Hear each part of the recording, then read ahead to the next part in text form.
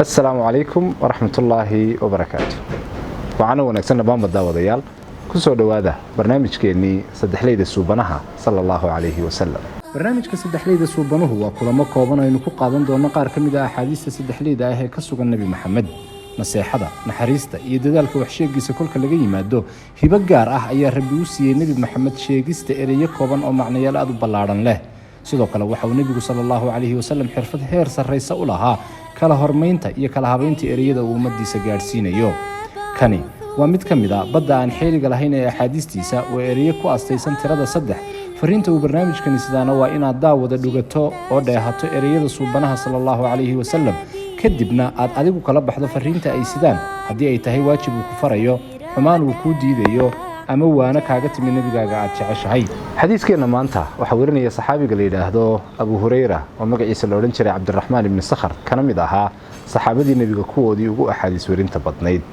Abu Hurayra waxa uu Nabi Maxamed ka warinaya sallallahu alayhi wasallam inuu yiri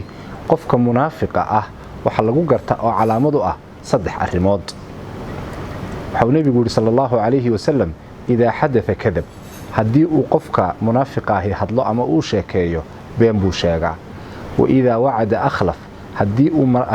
بلن قلنا بلن كاو كبحا وإذا تمن خان هدي وحلقو آمننا وحلقو آمني وخياما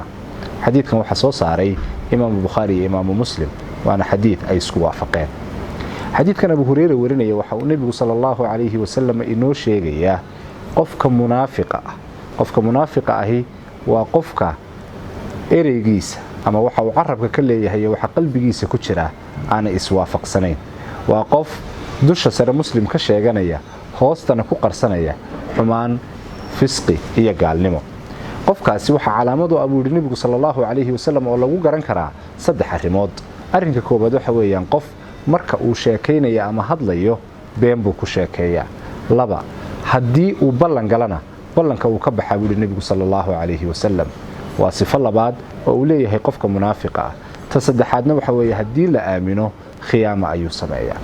nabigu alayhi salaatu wasalaam axaadiid kale wuxuu inoogu tilmaamay beentu dhibka ay leedahay iyo in qofka muslimka ay ku hogaamiso inuu naar galo sidoo kale ballanka oo la ilaalin waayo ama laga baxaa waxa uu nabigu sallallahu alayhi wasallam ku sheegay in isna uu yahay arrin aad u khatar ah oo calaamad u ah qofka markaa waxa weeye munaafiqa ah qodobka saddexaadna waxa weeye ilaalinta amaanada oo qofka muslimka ah ee wax lagu aamino waxaasi ha noqdo hadal ama ha noqdo waxa weeye xoolo iyo wax nool